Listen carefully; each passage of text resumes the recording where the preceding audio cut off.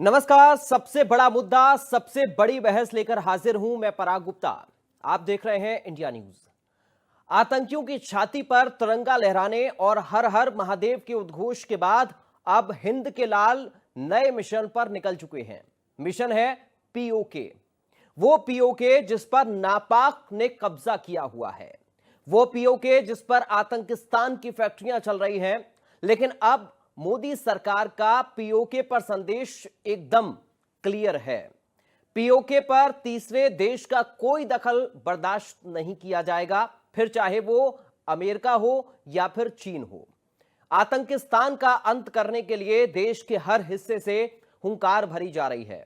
देश की राजधानी दिल्ली से लेकर श्रीनगर तक हिंदुस्तानी लगातार हुंकार भर रहे हैं, प्रदर्शन किए जा रहे हैं, हल्ला बोल किया जा रहा है, बयानबाजी की जा रही है और पाकिस्तान को नतमस्तक करने के लिए भारत सरकार का पुरजोर समर्थन किया जा रहा है।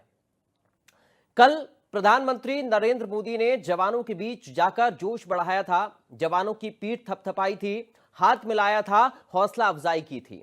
भारत माता की जय के जयकारे लगे थे और इशारों ही इशारों में यह बता दिया कि अब आतंकिस्तान का अंत होना तय है। तस्वीरों को दुनिया ने ध्यान से देखा। हिंदुस्तानी वीरों की दहाड़ लाहौर तक सुनाई दे रही है और यह दहाड़ सुनकर शहबाज शरीफ और आतंकी थर थर कांप भी रहे हैं। विदेश मंत्रालय की ओर से भी बयान दिया गया कि पीओके पर किसी का भी हस्तक्षेप बर्दाश्त नहीं किया जाएगा। तो वहीं आज योगी आदित्यनाथ ने भी आतंक के आकाओं को जमकर लताड़ा, जमकर फटकार लगाई, खूब खरी खोटी सुनाई। सूबे के मुख्यमंत्री योगी आदित्यनाथ ने खूब हुंकार भरी। मुख्यमंत्री योगी आदित्यनाथ ने कहा कि राष्ट्रीय संकट के समय धैर्य और एकता ही हमारी सबसे बड़ी पूंजी होती है। इस माहौल में जवानों के कारण भारत ने पाकिस्तान के हौसले पस्त किए। दुनिया ने पाकिस्तान और उसके आकाओं के बेशर्मी भरे उस चेहरे को भी देखा जिसमें आतंकियों के जनाजे में वहां के नेता और सैन्य अधिकारी भी शामिल हुए। ये चीजें दिखाती हैं कि पाकिस्तान विफल राष्ट्र है और 70-75 सालों में उसने केवल आतंकवाद के बीज बोए हैं। पाकिस्तान ने अपनी विफलता की कहानी ही दुनिया को बताई है। सीएम योगी आदित्यनाथ ने साफ लहजे में कहा कि भारत की तरफ जो भी उंगली उठाएगा और बहन बेटियों के सम्मान के विरुद्ध सुरक्षा में सेंध लगाने का कार्य करेगा, उसके जनाजे में कोई रोने वाला भी नहीं मिलेगा। आज की बड़ी बहस में इसी मुद्दे पर करेंगे चर्चा, लेकिन उससे पहले सुनिए सीएम योगी ने क्या कुछ कहा।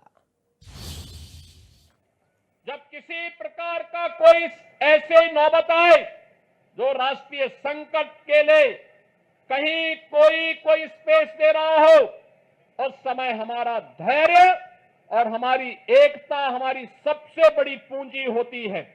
और उसी धैर्य और एकता के इस माहौल में भारत ने अपने बहादुर जवानों के नाते पाकिस्तान के हौसले पस्त करते हुए, आपने देखा होगा कि पाकिस्तान और उसके आका किस प्रकार की शरारत में उतर आए थे। दुनिया ने देखा है पाकिस्तान की बेशर्मी भरा हुआ चेहरा, जिसमें उन आतंकवादियों के जनाजे में शामिल होने के लिए पाकिस्तान के नेता और उनके सैन्य अधिकारी भी उस आतंकी के जनाजे में शामिल होने के लिए वहां उपस्थित थे। ये चीजें दिखती है कि पाकिस्तान एक विफल राष्ट्र है। पाकिस्तान ने इन 75 वर्षों में दुनिया के सामने केवल आतंकवाद के बीज बोए हैं और पाकिस्तान ने अपनी विफलता की ही कहानी दुनिया को बताई है। देखेगा, भारत की बहन बेटियों के सम्मान के विरुद्ध उनकी सुरक्षा में सेंध लगाने का कार्य करेगा, उसके जनाजे में कोई रोने वाला भी नहीं मिलेगा। यह भारत का संकल्प मजबूती के साथ प्रधानमंत्री मोदी जी ने अपने संकल्प में और अपने संबोधन में व्यक्त किया है। हम आभारी हैं प्रधानमंत्री मोदी जी के, जिन्होंने देश के अंदर पूरे देश को तो एकजुट रखा ही, साथ साथ कल स्वयं पंजाब के आदमपुर में जाकर के बहादुर जवानों के हौसले को भी बढ़ाने का काम किया है।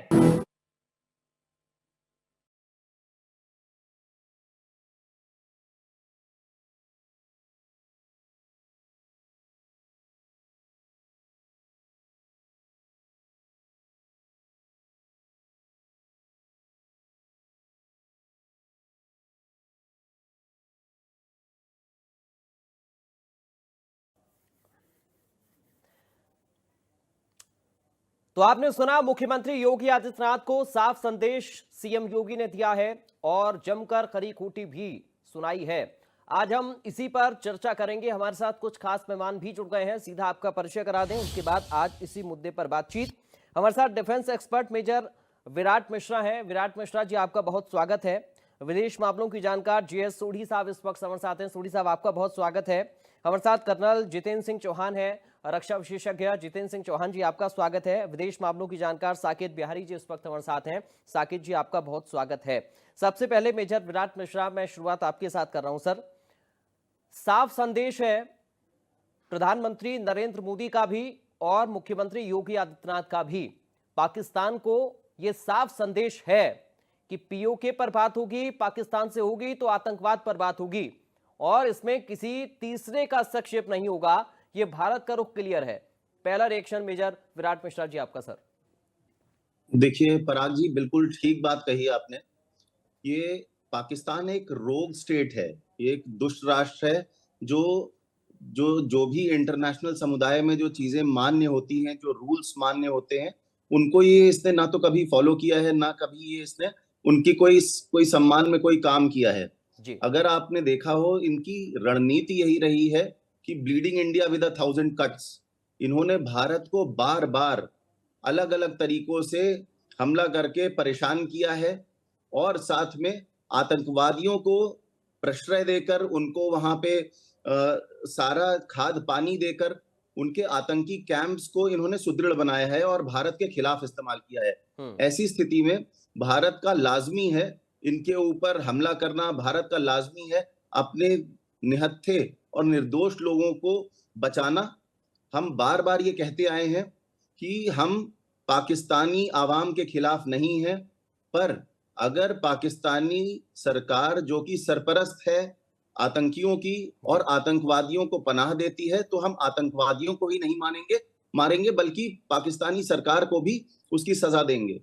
न्यूक्लियर ब्लैकमेल का बार बार ये धमकी देते आए हैं, उसको भी प्रधानमंत्री जी ने बिल्कुल क्लियर कट तौर पे कहा कि अब न्यूक्लियर ब्लैकमेल नहीं चलेगा। भारत न्यूक्लियर ट्रायड संपन्न देश है, हम इस चीज को नहीं मानते और हम आगे भी आपको सजा देते रहेंगे।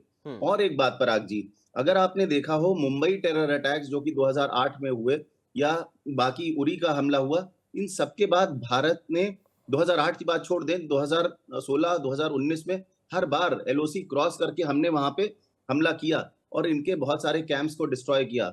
इस बार 2025 में जब पहलगाम पे हमला हुआ तो हमारा पूरा वेस्टर्न बॉर्डर जाग उठा। हमारी सेनाओं ने इनकी जो वायुसेना थी, इनके जो थल सेना थी, उनके ऊपर लगातार हमले किए और इनके नापाक इरादों को हमने नेस्तनाबूद किया। साथ में एक चीज और कहना चाहूंगा कि इन्होंने जो धमकियां दी थी हमको शुरुआत में ही कि हम न्यूक्लियर हमला कर देंगे, वो सारी चीजें इनकी गीदड़ भभकी जैसी रह गई। इनकी दम नहीं है, आर्थिक स्थिति में ये विपन्न देश है। मिस इन्फॉर्मेशन कैंपेन चला कर अपने आप को जीता हुआ घोषित कर रहे हैं, कह रहे हैं कि हमने इस 3.5 दिन की जो जंग हुई उसमें भारत को हरा दिया।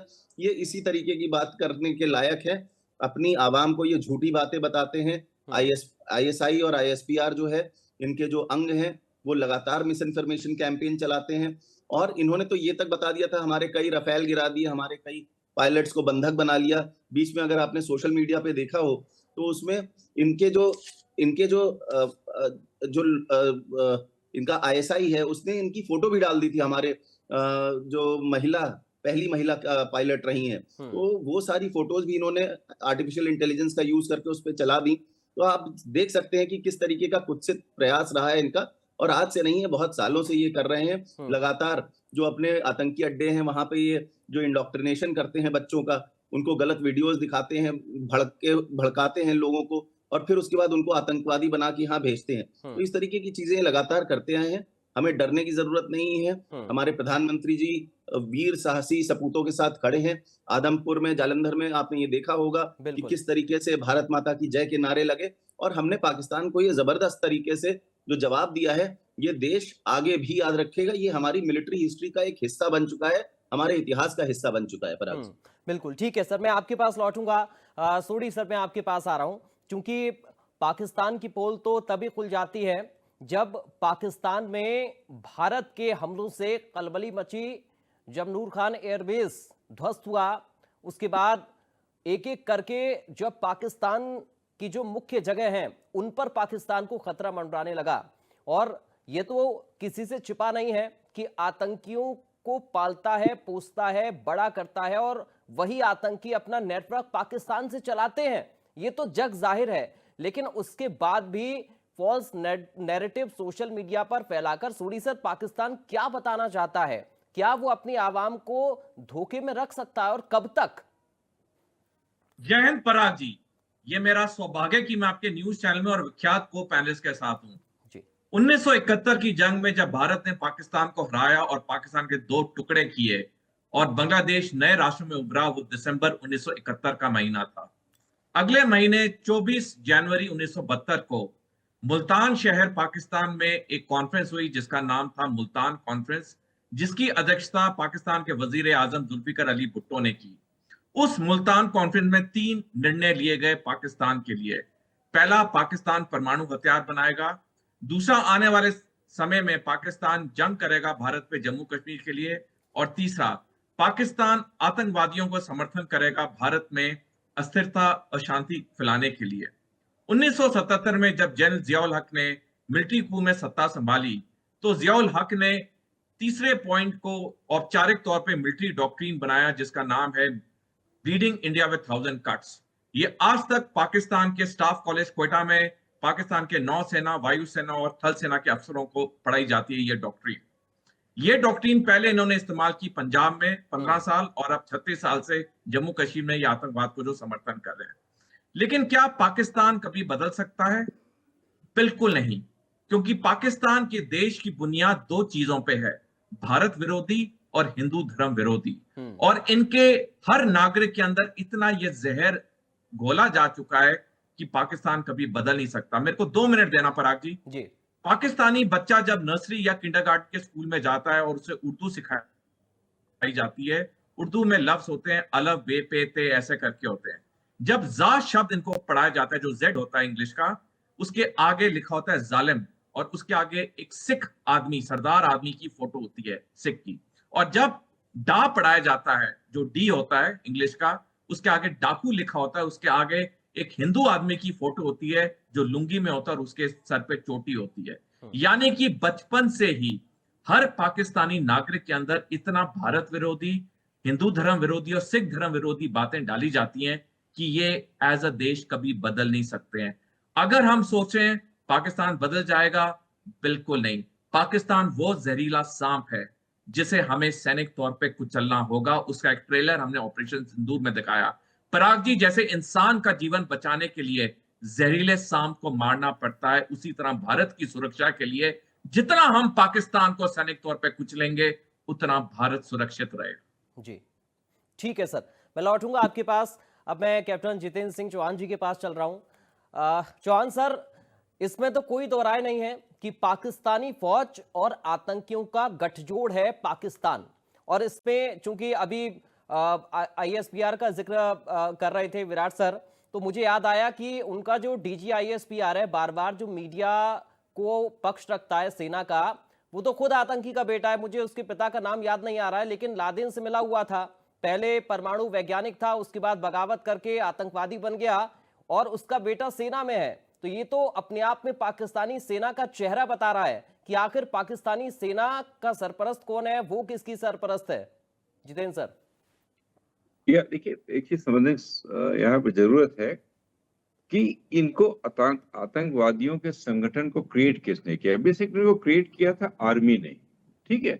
क्योंकि आर्मी में आप देखेंगे स्टार्ट फ्रॉम के चीफ ऑफ आर्मी स्टाफ जो है मुनीर से लेकर के सारे मदरसे के पढ़े हुए, मदरसे का जैसे भी बताया सोडी जी ने कि वहां पे क्या पढ़ाई होती है, तो वो उनके एक माइंड सेट है एंड कट्टरपंथा है इनके अंदर, ठीक है। तो इन्होंने पहले तो आतंकवादी संगठन क्रिएट किए जो इनका फ्रंट थे, जो इनके जो बाकी काम जो करना चाहते, जो अटैक करते छोटे पर जो कर रहे थे कश्मीर के, और ये इससे बस निकलते थे, ये कहते कि सर देखिए हम तो खुद आतंकवाद से सफर कर रहे हैं और ये मतलब हमारे। लेकिन धीरे धीरे क्या हुआ, यही आतंकवादी संगठन इतने स्ट्रांग हो गए हैं कि अब ये आर्मी को इन्होंने कंट्रोल करना शुरू कर दिया है। अब आर्मी के पास कोई ऐसी नहीं है, अगर चाहे भी इससे अपने आप को अलग कर ले, शायद अलग नहीं कर सकती है। और यही एक कारण था, देखिए जब इंडिया ने स्ट्राइक किया था इनके टेररिस्ट कैंपों के ऊपर, मैं फिर कहूंगा टेररिस्ट कैंपों के अटैक हुए थे पहले, उन्होंने कोई सिविलियन एस्टेब्लिशमेंट में अटैक नहीं किया था। और जो डेथ हुई थी वो टेररिस्ट की हुई थी, मिलिटेंटों की हुई थी, उसमें कई उनके सरगना भी मारे गए हैं। तो जो उनकी मैयत या जो उनका जनाजा निकले थे, उसमें आपने देखा होगा उनको क्या पाकिस्तानी फ्लैग के अंदर लपेटा गया था। ये अपने आप में बहुत बड़ा मकसद देता है कि जो पाकिस्तान गवर्नमेंट और पाकिस्तान आर्मी उनको कितनी तवज्जो देती है। और साथ में उनके जनाजे के अंदर आर्मी के काफी सीनियर अफसर भी वहां पे मौजूद थे। तो इससे आप खुद समझ लीजिए कि आतंकवादी संगठन और आर्मी का कितना ज्यादा आपस में इंटीग्रेशन है। तो इस चीज को समझना बहुत जरूरी है, पहली चीज। और दूसरी चीज, जो अब जिस हालात में पहुंच चुके हैं ये, और एक साथ पता नहीं हम लोग क्यों डरते हैं कहते हुए इस्लामिक टेररिज्म के अंदर, देखिए ये एक इस्लामिक टेररिज्म है, इस चीज को हम लोगों को एक्सेप्ट करना पड़ेगा। और बाकी हर तरह हर वर्ड में इसको समझा जा रहा है, ये इस्लामिक टेररिज्म है। और ये जो टेररिस्ट ऑर्गेनाइजेशन पाकिस्तान के अंदर है और जो बाकी देशों में है, इनका सब में आपस में कहीं न कहीं लिंक है और एक दूसरे का सपोर्ट इनको मिलता है। जैसे आपने देखा होगा अभी जो हुआ है, इसमें हमास और इनकी काफी सिमिलरिटी मिली थी। इनके कार्य करने की जो प्रणाली इन लोगों की है, जो एक्टिविटी है, दोनों में काफी एक सिमिलरिटी मिली थी। तो इससे कहता है कि दोनों ये सारे एक दूसरे से कनेक्टेड हैं। नाउ इनको एड्रेस करना बहुत जरूरी है। और यही कारण था जिस तरह से भारतीय सेना ने जिस तरह इसको एड्रेस किया, सरकार ने जिसको एड्रेस किया, उन्होंने पहला स्टेप लिया था। उन्होंने कहा भी था पहलगांव के बाद कि देखिए हमारी दुश्मनी किसी से नहीं, ना सिविलियन से है, ना मतलब कोई एस्टेब्लिशमेंट से नहीं है, हमारी दुश्मनी केवल टेररिज्म के साथ है। और हम टेररिस्ट और जो टेररिस्ट के पीछे हैं उनको सबको हम तबाह कर देंगे। तो ये पीएम का बड़ा क्लियर संदेश आया था कि जो भी इनके पीछे हैं उनको भी मैंने टारगेट करना है। और वही एक रीजन था जो पहला अटैक हुआ था, जो टेररिस्ट ऑर्गेनाइजेशन थे, जो उनकी लीडरशिप थी, उसके ऊपर अटैक हुआ था। लेकिन उसके बागेन में क्या हुआ, पाकिस्तान गवर्नमेंट, आपको पाकिस्तान गवर्नमेंट के लिए या पाकिस्तान आर्मी का ही एक ही चीज है, क्योंकि वहां पे गवर्नमेंट को पाकिस्तान आर्मी ही चलाती है। तो उन्होंने रिस्पॉन्ड किया। जैसे उन्होंने रिस्पॉन्ड किया, ये एक मौका मिला भारत को ये दिखाने के लिए कि इन टेररिस्ट ऑर्गेनाइजेशन के पीछे पाकिस्तान गवर्नमेंट है। क्योंकि पहले जो पाकिस्तान कहने की कोशिश कई फोरम में कहता था कि हम खुद आतंकवाद से मतलब जूझ रहे हैं, हम खुद सफर कर रहे हैं, वो एक चीज उनका जो फेक था, नैरेटिव था, वो एक एक्सपोज हो गया और ये क्लियर हो गया कि पाकिस्तान गवर्नमेंट इनके पीछे खड़ी है। यही रीजन रहा होगा, आपने देखा होगा उसके बाद जो अटैक हुए, जो एयर अटैक हुए हैं, वो उनके अटैक एयरफील्ड पे हुआ। वो मैसेज बहुत क्लियर दिया गवर्नमेंट ने कि देखिए हम जहां चाहेंगे वहां आप अटैक कर सकते हैं। और इससे पहले बहुत सोची समझी रणनीति थी। ये अटैक करने से पहले सबसे पहले काम किया इंडियन गवर्नमेंट ने या सेना ने कि उनका जो एयर डिफेंस सिस्टम था उसको खत्म कर दिया। कि वो बहुत जरूरी था कि जब तक उसको एयर डिफेंस सिस्टम आप नहीं खत्म करते हैं तब तक शायद कुछ इंपॉर्टेंट टारगेट थे। वो इंपॉर्टेंट टारगेट मीडिया में काफी चल रहा है, सभी लोग देख रहे हैं। उनके इवन न्यूक्लियर एस्टेब्लिशमेंट जहाँ पे है, जहाँ पे स्टोरेज सिस्टम है, किरण वैली है, वो भी मीडिया के अंदर आ रहा है और आप लोगों को अच्छी तरह पता है कि वहां पे डैमेज हुए। प्लस रावलपिंडी को अटैक किया। रावलपिंडी देखिए उनका एक हेडक्वार्टर है और रावलपिंडी को अटैक कर देना बहुत बड़ा संदेश था। तो और ये एक संदेश गवर्नमेंट ने किया। और दूसरा अगर आप देखेंगे जो एयर बेस आपका था जहां पे इनके F-16 थे एयरक्राफ्ट, उसको भी डैमेज किया। तो एक मैसेज क्या दिया गवर्नमेंट ने कि हम जहां चाहेंगे वहां हम स्ट्राइक कर सकते हैं एज पर आवर विल।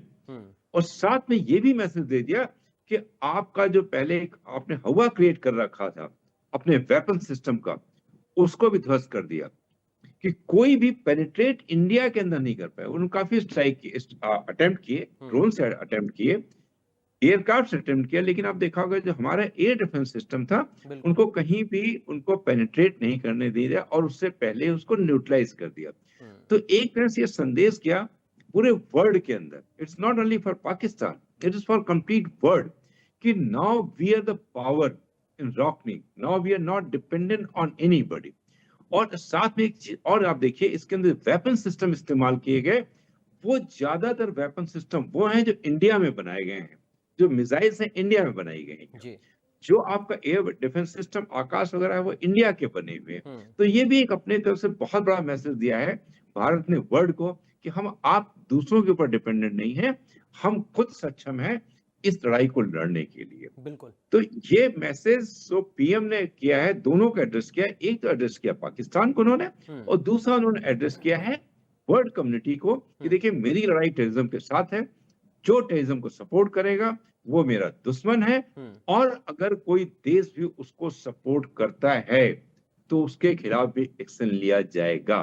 और यही एक शायद कारण है कि अभी इन भारत ने टर्की के खिलाफ भी एक्शन लेना शुरू कर दिया है। जैसे आज आपने देखा होगा कि कई अंडरस्टैंडिंग थी उनकी यूनिवर्सिटीज के साथ थे, उसको भी खत्म कर दिया। तो ये मैसेज बहुत क्लियर है इंडिया का कि भाई कोई भी उनको सपोर्ट करेगा टेररिज्म को या टेररिज्म को सपोर्ट करने वालों को, तो उसके साथ भी हम उसी शक्ति के साथ डील करेंगे। तो एक तरह से बहुत बड़ी जीत है और ये बहुत बड़ा मैसेज पूरे वर्ल्ड कम्युनिटी को है। बिल्कुल। साकेत सर, मैं आपके पास आ रहा हूं। चूंकि आतंकियों के जनाजे में पाकिस्तानी फौज के अफसर शामिल हों और उनका जो शव है वो पाकिस्तानी झंडे में लिपटा हो, और खबरें तो यहाँ तक हैं कि मसूद अजहर के परिवार को आर्थिक सहायता भी दी जाएगी। 14 लोग मरे हैं तो 14 करोड़ रुपए उनको मिलेंगे। इस तरह की खबरें सोशल मीडिया पर खूब चल रही हैं इस समय। तो ये तो बता रहा है कि पाकिस्तान आतंकियों का पनाहगार है, और जो आरोप उस पर लगते रहे हैं, जिनको वो डिनाई करता रहा है, उसमें सच्चाई नहीं है बल्कि आरोपों में सच्चाई है। बिल्कुल। पाकिस्तान एक तरीके से अगर अभी आप देखें तो एक फेल्ड स्टेट हो गया है, जिसकी अपनी जो बुनियादी वर्टिकल्स है वो काफी क्रिटिकल है। अगर आप देखें पाकिस्तान के पूरे इकोनॉमी को तो आपको पता लगेगा कि तकरीबन 47% विदेशी कर्जे से उसका इकोनॉमिक कॉम्पोजिशन है, और जो जीडीपी की उसकी रफ्तार है वो तकरीबन 3% की है। जबकि पाकिस्तान ने जो लोन लिया है अलग अलग जगहों से, उसके लोन के इंटरेस्ट के जो बढ़ने की रफ्तार है वो 5% है। आप देखिए 2024 में पाकिस्तान को $7.3 बिलियन का आईएमएफ ने बेल आउट पैकेज दिया था, और 2025 में तकरीबन $1 बिलियन का बेल आउट पैकेज उसको मिला था आईएमएफ से। लेकिन ये बड़ा जरूरी है अब ये देखना कि जो कुछ भी बेल आउट पैकेज उसको दिया जा रहा है वो किन चीजों पर एक्चुअली पाकिस्तान खर्च कर रहा है, ये देखना बड़ा जरूरी है। इसलिए प्रधानमंत्री जी ने साफ दो टूक लहजे में कहा है कि हमारा उद्देश्य आतंकवाद के जड़ तक जाना है। जड़ का मतलब सिर्फ इतना नहीं कि केवल पाकिस्तान की वर्दी है, जैसा कि आपने कहा कि आतंकवादियों के जनाजे को उनके झंडे में लपेटकर काफी कुछ सम्मान दिया जा रहा है और उनको आर्थिक सहायता भी दी जा रही है। तो जो ये वर्दी है, पाकिस्तान की वर्दी है, ये मुझे लगता है कि ये बहुत बड़ी सिरदर्दी है। तो आतंकवाद के जड़ तक जाना हमारा बहुत ही इंपॉर्टेंट इंटेंशन है। साथ ही साथ जो न्यूक्लियर हथियारों के इस्तेमाल का जो पाकिस्तान एक भीतर भपकी देता है, उसको भी हम बिल्कुल बर्दाश्त करने की स्थिति में नहीं है। और जो भी वहां की सरकार है, और जब इस तरीके के वारदात होते हैं तो ऐसा हम मानते हैं कि दोनों की मिली भगत है। तो इसलिए हम कभी भी इस चीज को छोड़ने की स्थिति में नहीं है, इसको टॉलरेट करने की स्थिति में नहीं है जी। कहा यह भी जा रहा है कि जो पहलगाम अटैक का जो मुख्य मास्टरमाइंड आदमी था वो पाकिस्तान का पूर्व एसएसजी कमांडर हासिम मूसा था, और अब ये लश्कर तैयबा के साथ काम करता है। हालांकि हमने अपने इस स्ट्राइक में तकरीबन 9 जगहों को हमने नष्ट करने की कोशिश करी है, आतंकवादियों की और आतंकवाद से संबंधित इंफ्रास्ट्रक्चर की। लेकिन ये कवायद जारी रहेगा जब तक पाकिस्तान से पूरे टेररिज्म का समूल नष्ट नहीं हो जाता। ये वाकई न केवल भारत के लिए बल्कि पूरे विश्व के लिए एक खतरे के रूप में देखा जा सकता है। इसलिए मेरी सलाह ये है कि पाकिस्तान के पूरे सिस्टम को एक तरीके से इंटरनेशनल सर्वेलेंस पर लिया जाना चाहिए कि वहां पर जो कुछ भी हो रहा है उसकी फुल्ली मॉनिटरिंग क्योंकि आप देखिए वहां के जितने भी नेता हैं, जितने भी हुक्मरान हैं, शहबाज शरीफ हो या बिलावल भुट्टो का जो पीपीपी पार्टी हो, ये सारे लोग जाने क्या क्या बातें करते रहते हैं और उनको इस बात का कोई परवाह नहीं है कि इन बातों को करने से पाकिस्तान एज ए स्टेट को कोई फायदा नहीं है। उन लोगों को, वहां के नेताओं को, वहां के हुक्मरानों को ये देखना चाहिए कि पाकिस्तान की जनता को किस चीज से फायदा हो सकता है। आप देखिए, एक बड़ा इंपॉर्टेंट डेटा मैं आपके साथ शेयर करना चाहूंगा जी। कि जो गिनी कोफिशिएंट का इंडेक्स है, जो बताता है कि वहां के गवर्नेंस की क्या हाल है, वो सूचकांक 26.6 है। इसका मतलब ये हुआ कि पाकिस्तान न तो ए ग्रेड की कंट्री है, न तो बी ग्रेड की कंट्री है, न तो सी ग्रेड की कंट्री है, न तो डी ग्रेड की कंट्री है। ये ई ग्रेड की ऐसी कंट्री है जहां पर कुछ भी आप सर्टेन नहीं कह सकते कि ये चीज आगे होने वाला है, जिसका नतीजा ये है कि वहां की जनता भी काफी परेशान है। आप जरा वहां के अंदरूनी मसाइल को भी ध्यान दें। हम अपने इंटरनेशनल इश्यूज को तो डिस्कस कर ही रहे हैं, लेकिन वहां के लोग भी पाकिस्तान की सरकार से काफी नाखुश हैं। और जो टेररिज्म का दंश है वो न केवल हमारे यहाँ तक प्रभावकारी है, वहां के जो लोकल लोग हैं उनको भी ये दंश बार बार चुभ रहा है। तो मुझे लगता है कि जरूरी इस बात की है कि जब तक पाकिस्तान से टेररिज्म का समूल सफाया ना हो जाए जी, तब तक हमें इसके लिए हरदम प्रयासरत रहना चाहिए। और जहां तक बात वेपन्स की है, तो आप देखिए कि पाकिस्तान के जितने भी वेपन्स हैं, आपको पता ही होगा कि पाकिस्तान की पूरी manufacturing, almost 100% manufacturing of Pakistan जो है वो चाइना पर डिपेंडेंट है जी। जबकि हमारे जितने भी वेपन्स हैं या जो भी मैन्युफैक्चरिंग है, आप देखिए हमारे सब इंडियनाइज्ड हैं, लोकल लेवल पर हमारे सारे कॉन्फ़िगर किए जा रहे हैं, ब्रह्मोस हो या और भी जितने भी मिसाइल्स हैं। तो हमारी सारी चीज काफी टेस्टेड हैं और हमने इस बात का मैसेज भी दिया है पूरे वर्ल्ड को और पाकिस्तान को विशेष रूप से कि अगर हमारी तरफ कोई तिरछी निगाह करके देखेगा तो हम बिल्कुल उसको माफ नहीं करेंगे और ईंट का जवाब पत्थर से देना हमें बहुत बढ़िया से आता है। इस बात को हमने साबित कर दिया है जी। और बिल्कुल हमारे जो एयर डिफेंस सिस्टम है, हमारे जो फाइटर जेट्स हैं, हमारे जो हथियार हैं, उनका टेस्टिंग तो उनकी अच्छी हो भी गई है। मैं तो ये कहूँगा टेस्टिंग बहुत बढ़िया हो गई है इस समय। और मैं विराट मिश्रा जी एक चीज आपसे समझना चाह रहा हूं, अंतर पाकिस्तान और भारत में ये है, आप इसको आगे थोड़ा सा विस्तार दीजिएगा कि पाकिस्तान की आवाम पाकिस्तान की सेना को, पाकिस्तान की सरकार को खूब कोसती है। वहां की राजनीति स्थिर नहीं है, वहां की सेना की क्या स्थिति है ये भी सबको पता है।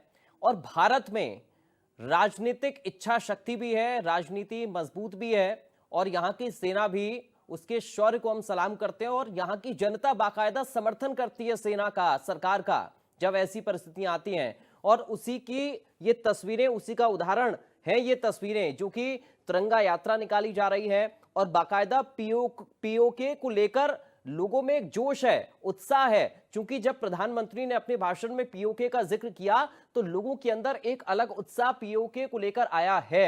ये तस्वीरें सर, कैसे इन तस्वीरों को आप देखेंगे जो भारत के अंदर लोग पीओके की मांग कर रहे हैं अब? विराट जी देखिए पराग जी, आपने बिल्कुल ठीक बात कही। आप शायद मुझसे कंपैरिजन चाहते हैं कि पाकिस्तान और भारत में किस तरीके से फर्क होता है या होता आया है। अगर आप ध्यान से देखेंगे तो भारत की जो आर्मी है वो बहुत ही प्रोफेशनल, सेक्युलर और एपॉलिटिकल आर्मी है। भारत की सेना का राजनीतिकरण नहीं हुआ है। पाकिस्तान में जो सेना है वो राजनीति के गढ़ में बैठी हुई है, वही राजनीति चलाती है। पाकिस्तान की जो सरकार है वो पाकिस्तान की सेना के अधीन काम करती है। हमारे यहाँ ऐसा कुछ भी नहीं है जी। ये शुरुआत से रहा है, सन 47 से। इनके यहाँ पे इतनी बार तख्ता पलट हो चुका है, इतनी बार इनके सैन्य शासक आ चुके हैं जिन्होंने जमहूरियत का अंत करा है। कोई कार्यकाल सर पूरा नहीं कर पाता अपना। बिल्कुल, इनके प्रधानमंत्री सालों में, मेरे को लगता है एक कोई प्रधानमंत्री रहे हैं हाल फिलहाल में जिन्होंने 5 साल का कार्यकाल पूरा किया है। तो इनके यहाँ इस तरीके की परिपाटी रही नहीं है। देखिए, हर एक ऑर्गेनाइजेशन, आप चाहे कॉर्पोरेट की बात करिए, आप सरकार की बात करिए, सब जगह एक कल्चर होता है। तो इनके यहाँ जो कल्चर है, जो मैंने देखा है, ध्यान दिया है, उसमें ये पाया है कि इनके यहाँ ऐसा लगता है कि जैसे आतंकवाद राष्ट्रीय सेवा है नहीं। इनके यहाँ आतंकवाद राष्ट्रीय सेवा है, उसमें सब जी जान से लगते हैं। पूरी सरकार, पूरी सेना उसमें लगती है कि भारत को कैसे पीछे करें। और जब आप किसी के लिए खुद खाई खोदते हैं तो आप खुद खाई में गिरने के लिए आपका आपका एक वो इंक्लिनेशन हो जाता है। बिल्कुल। वही चीज इनके यहाँ हो रही। दूसरी चीज, जब ये आप कह रहे हैं ना अभी थोड़ी देर पहले कि आतंकवादियों के जनाजों पर इन्होंने जाके चादरें चढ़ाई, सब फातिहे पढ़े, तो आप देखिए कि ये लेजिटिमाइज करते हैं उस पूरे कल्चर को, ये लेजिटिमाइज करते हैं, उसको वैधता प्रदान करते हैं। और साथ में ये एक ऐसा लगता है कि जैसे कोई सामाजिक मेला चल रहा हो या कोई धार्मिक मेला चल रहा हो जहां पे जाना बहुत जरूरी है। वहां पे ये लोग पाकिस्तान जिंदाबाद के नारे लगाते हैं, आतंकवादियों के नाम के जिंदाबाद के नारे लगाते हैं, और उसमें पाकिस्तान की सरकार और जो उनकी सेना है वो पूरी तरीके से शामिल है। इसमें आपको दिखेगा कि ये स्टेट और जो टेररिज्म है उसका एक आपको गठजोड़ दिखेगा। उसमें दिखेगा कि ये लोग किस तरीके से साथ में काम करते हैं भारत में आतंकवाद को बढ़ावा देने के लिए, निर्दोष लोगों को मारने के लिए। और ये जो स्टेट स्पॉन्सर्ड टेररिज्म है, कल भी हमारे प्रधानमंत्री जी ने अपने वक्तव्य में इनको धमकी देते हुए कहा कि ये अब नहीं चलेगा, हम आपको मारेंगे और घर में घुस के मारेंगे। भले ही ये समय आप लोगों को मारेंगे तो हम आपको कब तक छोड़ेंगे। इनके यहाँ पे जो मनोबल बढ़ाती है, इनकी पाकिस्तान वालों को पैसा देती है जब वो मारे जाते हैं, उनको हर तरीके की सुविधा मुहैया कराती है, का दर्जा देके उनके घर वालों को और बाकी जो सुविधा है वो सब इनको प्रोवाइड करी जाती है। तो जिस देश में आते हो, मतलब जब वो इतना फैसिनेटिंग हो जाएगा बच्चों के लिए, जिनको ये इंडोक्ट्रिनेट करते हैं, तो बच्चा के लिए फिर खतरा बन जाता है। हमें ऑपरेशन सिंदूर जैसे ऑपरेशन चलाने पड़ते हैं। बिल्कुल ठीक है विराट सर, मैं लौटूंगा आपके पास। आपकी आवाज में अभी डिस्टर्बेंस आ रहा है, उसको हम थोड़ा सा दुरुस्त कर लेते हैं। लेकिन आपने अभी तक जो बातें कही वो आपने अच्छे से सुनी भी। सोडी सर, एक चीज और मैं आपसे समझना चाह रहा हूं, क्योंकि उधर बीएलए भी लगातार पाकिस्तान की कमर तोड़ने में लगी हुई है, और बलूच लिबरेशन आर्मी ने एक बयान दिया था, उसमें ये कहा था, अभी एक दो दिन पहले का ही बयान है, कि प्रजनन स्थल है पाकिस्तान आतंकियों का। अगर इससे खत्म नहीं किया गया तो विश्व भर के लिए ये एक बड़ा खतरा बन सकता है। कैसे देख रहे हैं बीएलए के इस बयान को आप? देखिए पराग जी, जो हमें भारी सैनिक सफलता मिली ऑपरेशन सिंदूर में, वो एक करने का, क्योंकि उस वक्त सोडी सर, मैं माफी के साथ आपको रोक रहा हूं, आपकी आवाज भी डिस्टर्ब आ रही है, मैं रोक रहा हूं सोडी सर, माफी के साथ आपको। मैं लौटूंगा आपके पास। जितेंद्र जी, आप मुझे सुन पा रहे हैं क्या? नहीं, आपकी आवाज में भी डिस्टर्बेंस आ रहा है। साकिब जी, आप सुन पा रहे हैं? चलिए, मुझे लगता है अभी टेक्निकल इशू आ रहा है। मैं आप लोगों के पास लौट कर आ रहा हूं बहुत जल्दी। मैं आप सभी के पास बहुत जल्दी लौट कर आ रहा हूं। टेक्निकल इशू एक बार हम इसे ठीक कर लेते हैं।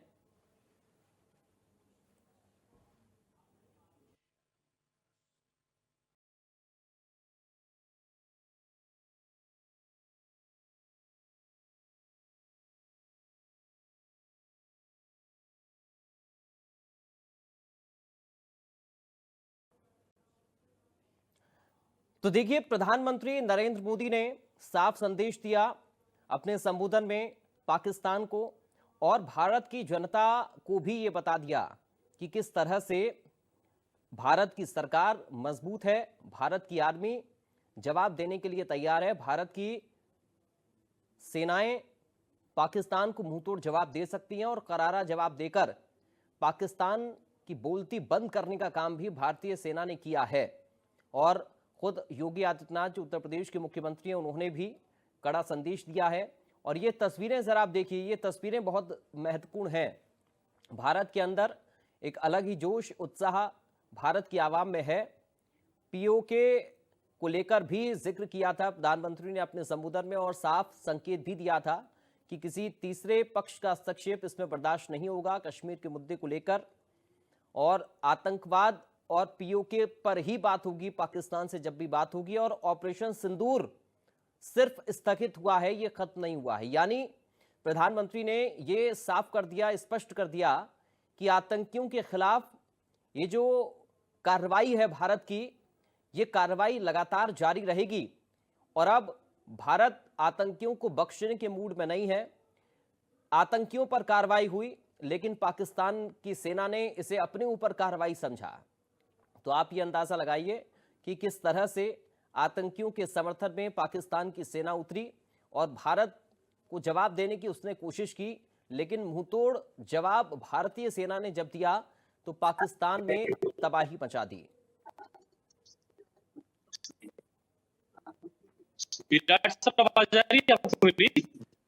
अभी मैं आप सभी से निवेदन करूंगा, आप सभी लोग बने रहें।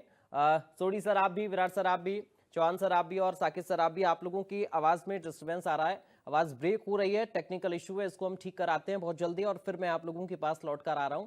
तब तक अपने दर्शकों को हम ये तस्वीरें दिखा रहे हैं। ये तस्वीरें बता रही हैं कि भारत के अंदर भारत की जो जनता है वो भारत के साथ खड़ी होती है, भारत की सरकार के साथ खड़ी होती है। सारी राजनीतिक पार्टियां एक साथ मिलकर पाकिस्तान को करारा जवाब देने की बात करती हैं, लेकिन पाकिस्तान में किस तरह की स्थितियां हैं राजनीतिक तौर पर, ये हम सब ने देखा है पिछले लंबे वक्त से। और अभी क्या स्थिति बनी हुई है पाकिस्तान के अंदर भारत के इस एक्शन के बाद, ये भी सबके सामने है।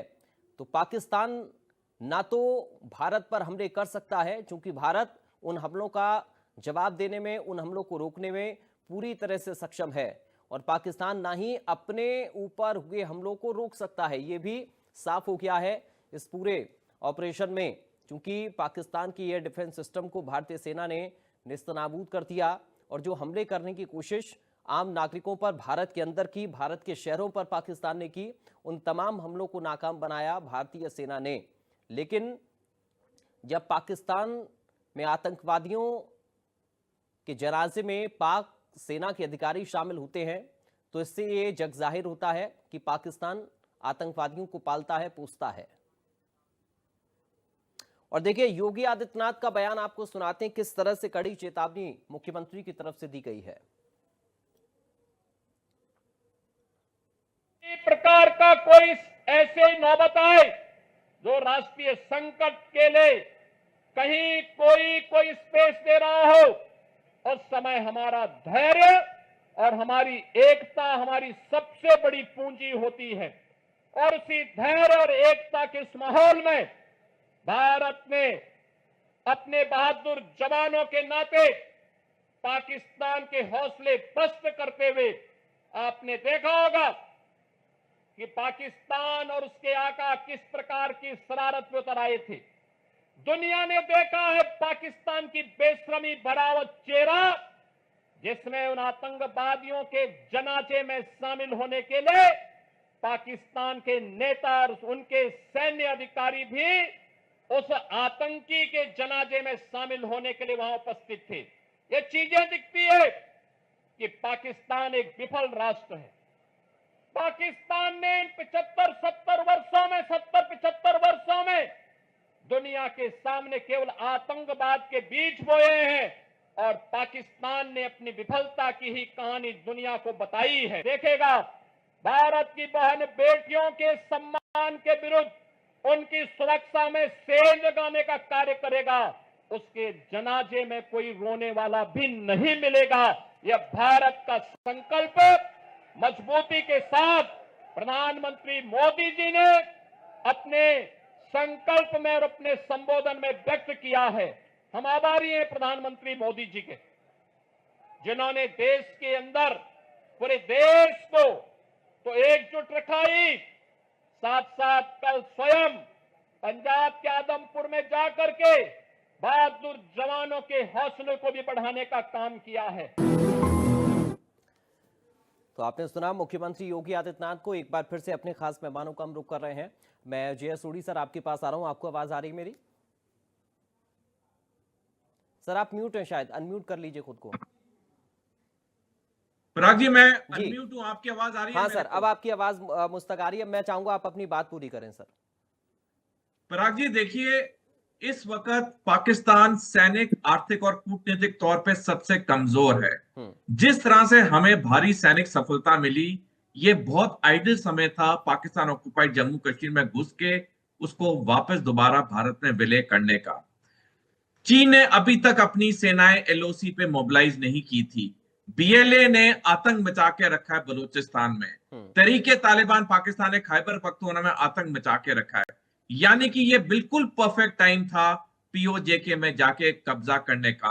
अगर हम पूरा पीओजेके नहीं भी कब्जा कर पाते, एक सिंबॉलिक तौर पे 100, 150, 250 वर्ग स्क्वायर किलोमीटर पे हम कब्जा करते। खैर जो हुआ सो हुआ, लेकिन हमें अब आगे कोई ऐसा मौका नहीं छोड़ना चाहिए। 78 साल हो गए हमें मौके छोड़ते हुए।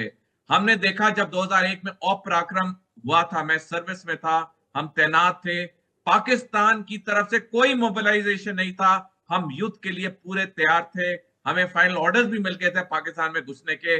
अमेरिका ने लास्ट मिनट पे इंटरवेंशन किया, हमें वापस मिल गए और हम एक साल डिप्लॉयड रहे रेगिस्तान में, हम घुसे नहीं पाकिस्तान में। देखिए मौके तो हमें इतिहास ने बहुत दिए, हमने इतिहास में मौके भी बहुत छोड़े, लेकिन अब हमें मौका नहीं छोड़ना चाहिए। मेरे को 2 मिनट देना पराग जी, क्योंकि अब अगर हमने मौका छोड़ा, यही पाकिस्तान चीन के साथ मिलकर भारत पे 2 फ्रंट वॉर करेगा 2035 में। इसी साल 17 मार्च को जनरल उपेंद्र द्विवेदी, जो कि भारतीय थल सेना के अध्यक्ष हैं, उन्होंने बयान दिया कि 2 फ्रंट वॉर भारत पे अब पॉसिबिलिटी नहीं है, रियलिटी है, अनकोट।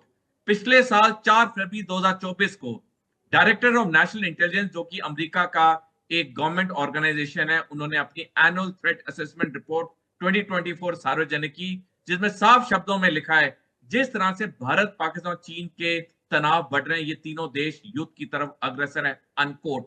जितनी टाइमलाइंस पब्लिक डोमेन में है वो सब 2035 के 2 फ्रंट वॉर को पॉइंट कर रही है। हमारे पास 1 दशक का समय है पाकिस्तान को सैनिक तौर पे कुचलने का, अन्यथा यही पाकिस्तान चीन के साथ मिलकर भारत पे 2 फ्रंट वॉर करेगा। हम फिर सारे पैनलिस्ट आपके टीवी शो पे, इसी चैनल पे 2035 में फिर 2 फ्रंट वॉर डिस्कस कर रहे होंगे। तो हमारे पास एक दशक का समय है, जो कुछ करना है हमने अब करना है। ठीक है, ये बड़ी बात आपने कही है और इसी का जिक्र देखिए जितेंद्र जी, इसी का जिक्र तो बीएलए ने किया कि अगर इसको नहीं कुचला गया तो ये आतंकवादियों को भी पैदा करता रहेगा और ये अपनी चाल को ऐसे ही चलता रहेगा। चूंकि कठपुतली जिस तरह से पाकिस्तान बना हुआ है, ना तो खुद पनप पा रहा है और दूसरे लोगों को जख्म देने का काम कर रहा है, वो अलग। जितेंद्र जी, देखिए एक चीज थोड़ा सी समझने की जरूरत है कि कन्वेंशनल वॉर जो होती है लिमिटेड वॉर में काफी फर्क होता है। ये हमारा स्टार्ट हुआ था कि फाइट अगेंस्ट द मिलिटेंसी, और दूसरा होता है जब we attack on any country. दोनों में थोड़ा सा फर्क है, समझने बहुत जरूरी है कि इंटरनेशनल कम्युनिटी भी आपको देखना पड़ता है, उसके इम्प्लीकेशन भी देखने पड़ते हैं।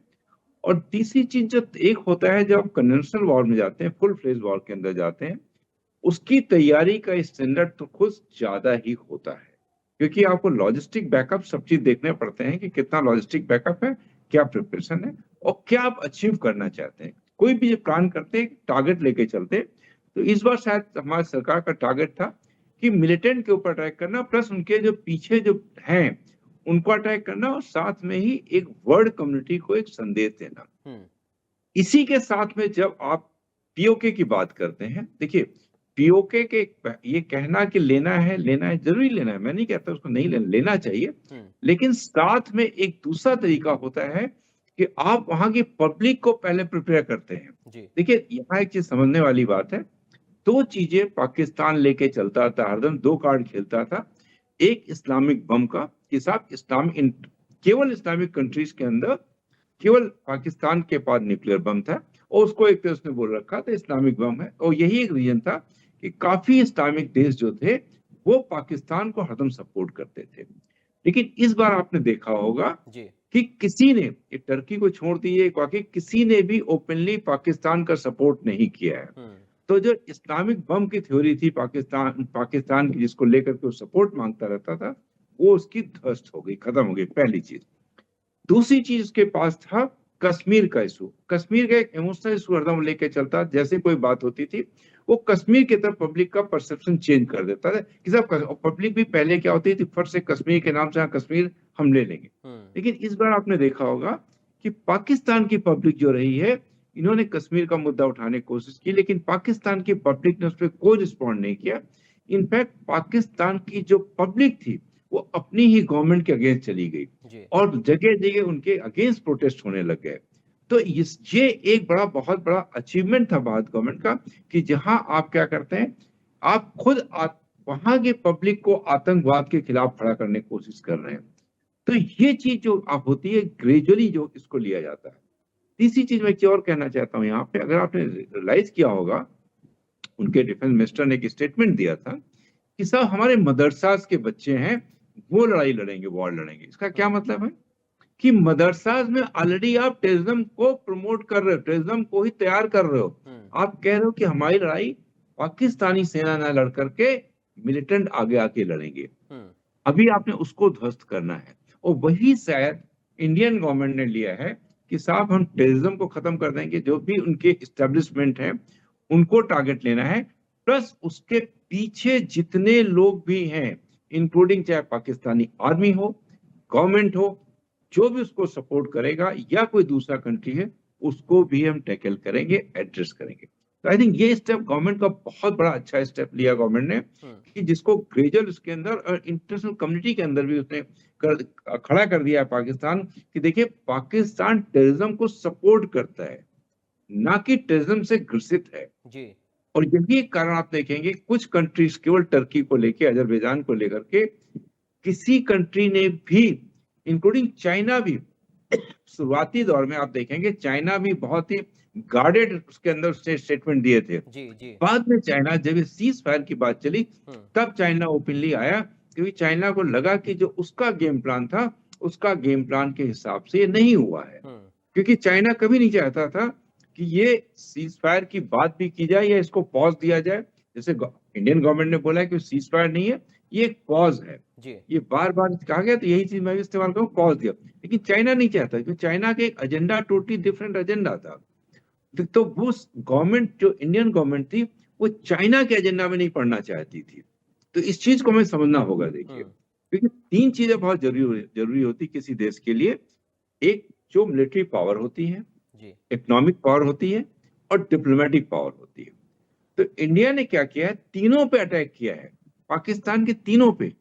मिलिट्री पावर को उसने दिखा दिया, यू डू नॉट स्टैंड, आप कहीं भी स्टैंड नहीं करते हैं, हम जब चाहेंगे जहां चाहेंगे आपके ऊपर अटैक कर सकते हैं, आप उसको जवाब में हमारे ऊपर कोई कार्रवाई नहीं कर सकते, ये कन्वे कर दिया। इकोनॉमिकली जो है, ऑलरेडी आपने देख रहे हैं किस तरह से पाकिस्तान सफर कर रहा है, और डिप्लोमेटिक लेवल के ऊपर भी इंटरनेशनल कम्युनिटी के अंदर पाकिस्तान को उन्होंने आइसोलेट कर दिया। नेक्स्ट उनकी पब्लिक को है, जो पब्लिक का परसेप्शन, देखिए कुछ भी कहिए, कोई भी आदमी, कोई भी हो, पब्लिक हो, उसको रोटी रोजी तो चाहिए। जो दो इशू लिए हैं इंडिया ने, भारत सरकार ने, एक इंडस वाटर ट्रीटी के ऊपर, उसको सस्पेंड कर दिया। ये बहुत बड़ा इकोनॉमिकली इफेक्ट है पाकिस्तान के ऊपर, पब्लिक के ऊपर। और नेक्स्ट स्टेप जो वीजा का लिया, देखिए क्या होता था अभी तक कि पाकिस्तान में कोई भी आदमी बीमार पड़ता था, सीधा उठ के इंडिया चला था ट्रीटमेंट के लिए, क्योंकि पाकिस्तान में कोई मेडिकल फैसिलिटी नहीं है जी। जब ये वीजा खत्म कर दिया गया, तो उससे फर्क किसके ऊपर पड़ा, पब्लिक को भी इससे परेशानी हुई। तो पब्लिक ऑटोमेटिक गवर्नमेंट के, अपनी गवर्नमेंट के अगेंस्ट चली गई। तो ये भी जो एक परसेप्शन का जो जीत होती है, वो भी बहुत बड़ी जीत होती है। इस चीज को भी हमें समझना होगा। ठीक है, साकेत बिहारी जी, मैं फाइनल कमेंट आपसे अब लेना चाहूंगा, चूंकि जिन बातों का जिक्र अभी जितेंद्र जी कर रहे थे, ये भारत ने शुरुआत से ही अपनाई, पहलगाम के बाद से ही एक एक करके जिस तरह की स्ट्रेटजी अपनाई गई पाकिस्तान के खिलाफ, चाहे वो वीजा का हो या फिर सिंधु जल समझौते की बात हो, धीरे धीरे करके एक एक करके पाकिस्तान को ये बताया गया कि आपने जो किया वो गलत किया, और अब जब भारत फिर अपनी पर आएगा तो फिर आपको ये अच्छे से बताएगा कि आपने क्या किया है और गलत कैसे किया है। नहीं, बिल्कुल इसमें कोई दो राय नहीं है कि भारत का जो मैसेज है वो मिलिट्री के लिए दिखा दिया है कि उनकी मिलिट्री का हमारी तुलना में काफी कमजोर है। हमने डिप्लोमेटिकली भी ये प्रूव कर दिया है कि हम काफी इफेक्टिव हैं पाकिस्तान की तुलना में। और जहां तक अर्थव्यवस्था की बात है, तो तो जग जाहिर है, कहीं कुछ छुपा नहीं हुआ है, सारा इंफॉर्मेशन पब्लिक डोमेन में जी। लेकिन मैं इसमें यह कहना चाहूंगा कि जो भारत का पहलगाम के खिलाफ जो रिस्पॉन्स पाकिस्तान, वो पाकिस्तान के तुलना में काफी नॉन एस्केलेटरी था। मेजर्ड था, प्रिसाइज था और केवल मिलिट्री टारगेट्स को हिट किया गया था। इसका मतलब ये है कि इंडिया इस बात को मानता है और हम इस बात के पक्षधर हैं कि हमारा जो मेन दिक्कत है वो वहाँ के पनप रहे दहशतगर्दी से है और दहशतगर्दों के लिए जो इंफ्रास्ट्रक्चर है उससे है।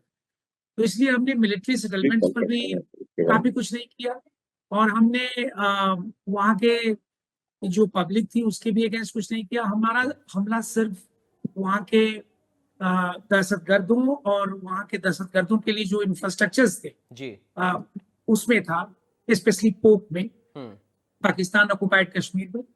और ये एक बड़ा इंपॉर्टेंट टाइम है जिसमें हमें पोक पर रिक्लेम करना चाहिए और निश्चित रूप से जहां तक कश्मीर की बात है तो कश्मीर कभी भी इंटरनेशनल मैटर नहीं है, बिल्कुल, ये हमारा डोमेस्टिक मैटर है और इसको हम डोमेस्टिक लेवल पर सॉल्व करेंगे। इसमें पाकिस्तान को किसी भी तरीके का इंटरवेंशन या इंटरफेरेंस करने की कोई जरूरत नहीं। बिल्कुल। और हमें पता है कि हमारी अपनी समस्याएं किस तरीके के दबावों से ठीक होंगी और हमने बहुत सारी प्रॉब्लम्स को करेक्ट किया है अपने डोमेस्टिक लेवल पर और हम विश्व के दूसरे देशों की तुलना में हमारी जो आर्थिक रफ्तार है या जो सामाजिक विकास है वो काफी बेहतर गति में है और हम अपने गति से काफी खुश हैं।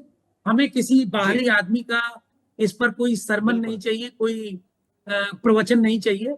हमें पता है कि हम कैसे अपने को बेहतर कर सकते हैं, लेकिन हाँ, अगर हमें कोई तिरछी निगाह उठाकर देखेगा तो सिर्फ मैं इतना ही कहूंगा कि हम शीश झुकाएंगे ना फरियाद करेंगे, जो हमसे लड़ेगा उसे हम बर्बाद करेंगे, इसमें कोई दुराय नहीं। बिल्कुल। और ये स्पष्ट संदेश भारत की तरफ से दिया भी जा चुका है क्योंकि भारत पहले से छेड़ता नहीं है और अगर कोई छेड़े तो फिर उसे छोड़ता भी नहीं है, ये बात तो स्पष्ट है। और अब 2025 वाला भारत है, यह पहले वाला भारत नहीं है, पहले से कई गुना ज्यादा मजबूत भारत है। यह पाकिस्तान को अच्छे से समझ भी लेना चाहिए। क्योंकि वक्त मुझे आज के लिए, अभी के लिए, इस चर्चा के लिए इतनी इजाजत दे रहा है, इसलिए बहुत शुक्रिया अदा करूंगा मेजर विराट मिश्रा जी आपका, जे.एस. सोढी सर आपका और जितेंद्र सिंह चौहान जी आपका, साकेत बिहारी जी आपका बहुत शुक्रिया आज की इस बड़ी बहस में हमारे साथ अपना कीमती वक्त देने के लिए, हमारे साथ बातचीत करने के लिए। फिलहाल बड़ी बहस से मुझे दीजिए इजाजत। नमस्कार।